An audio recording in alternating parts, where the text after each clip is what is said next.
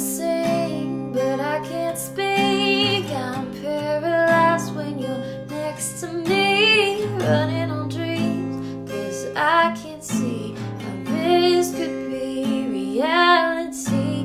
You're holding me close, but I don't know. Do I let you in? Do I let it show? All of my fears and all of these ghosts are the only. Welcome back to Morning Coffee. Happy Friday, beautiful people. I'm Rick Alexander, and today what I want to do is teach you a little bit about how to think. You know, I looked back at school for me, and it was such a frustrating time in my life because I actually do love to learn, but I hate being told what to think. And I felt like that's what school was doing to me in a lot of ways, especially like elementary through high school.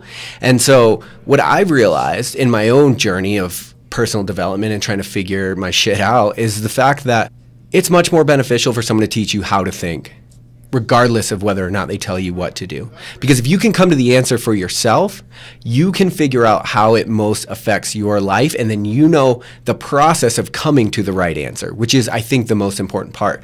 Figuring out how to think about things, how to frame them in the right perspective so that you can get past whatever dip or slump or ditch you feel like you might be in at the moment. And that moves perfectly into what I wanted to talk about today, because earlier in the week I put out a tweet and it said, who you become when you realize that nobody is coming to save you is who you were always meant to be. And I talked this week a little bit about victimhood and sort of an entitlement culture and how that affects our lives and how it affects our success.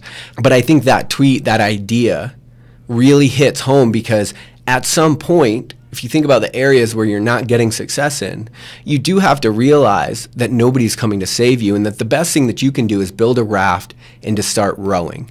No matter how slow that could be, no matter how awkward it might feel, no matter how ill-equipped you might feel to deal with the situation, chances are that you actually know much more about the right answer than you let on or want to admit. And the reason a lot of times all of us don't want to admit that we do know the answer, or we don't want to make the decision, is because if we make the wrong decision, then there's nobody left to blame. And at a subconscious level, that affects us very deeply because it's a deeply human characteristic to look for somebody else to solve your problems, to put the onus on somebody else.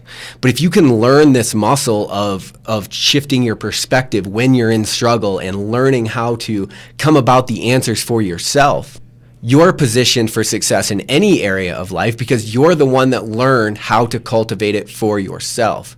Now, if you go to a guru or a coach or a mentor and you're just asking them to tell you what to do all the time, and they're not asking the right questions of you, then at no point will you ever actually know how to cultivate success for yourself, how to shift your perspective when it matters the most. And so, yeah, I think as a culture, we have a lot of trepidations about fully stepping into the person that we want to become. And, you know, I talk about this on the show, but Teal Stetson Lee, she was a pro mountain biker. I had her on the long-form Lionheart radio show, and I asked her if you could give advice, and it were guaranteed everybody in the world would hear it, what would you tell people? And the thing that she said struck me because it's so profoundly true and simple. But she said that there's no secret because as adults, we're all just making it up. Whether you're a pro athlete, whether you're a banker, whether you're a coach, whether you're a teacher, whether you're a student, every morning we wake up and we're just making it up. But I think if we added a little structure to the way that we're making it up, we have great mobility to do the things that we want to in life. And when I say add structure, I mean just think about the way that you're thinking about the things that you're trying to do. What might this lesson be teaching you? How might you actually be equipped to deal with this situation? And if you want to put this in practice, you know, there are a lot of ways to do it. I mean, one is you can put your back against the wall and see who you become in adversity. And the deal is that life will eventually put your back against the wall with or without your consent. And so knowing who you are in the midst of struggle is an immensely valuable characteristic that I think everybody should learn to cultivate. But the other way to think about it is to think about right now an area of your life where you're hitting a roadblock or you're hitting struggle. And then to ask yourself, if I knew the answer, what would it be? If it weren't an option to go to other people to solve this problem for me, what would I do? What would I do if there was no other person that knew better than me? And what you'll find more often than not is as you go through that exercise, you are positioning yourself to solve your own problems. You are stepping fully into who you should be because you are learning the characteristics that you need to cultivate success for yourself. And look, I'm a coach myself. I always have a coach. In fact, I make it kind of a personal thing of mine to spend as much money on coaching per month as I can, because I do see all of the results. I do see the value in changing the way that I'm thinking about situations.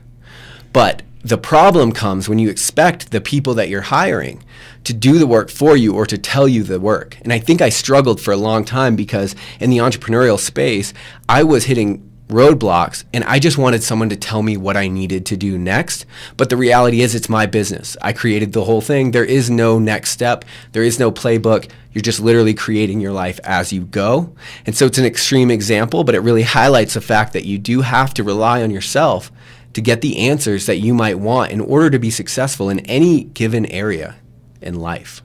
And so I'm going to say it one more time because I think it bears repeating, but who you become the moment that you realize that nobody is coming to save you is the person that you were always meant to be. And that is probably the closest thing to a full expression of your potential as you'll get. I love you guys. I hope you have an amazing weekend. We'll chat again on Monday on Morning Coffee.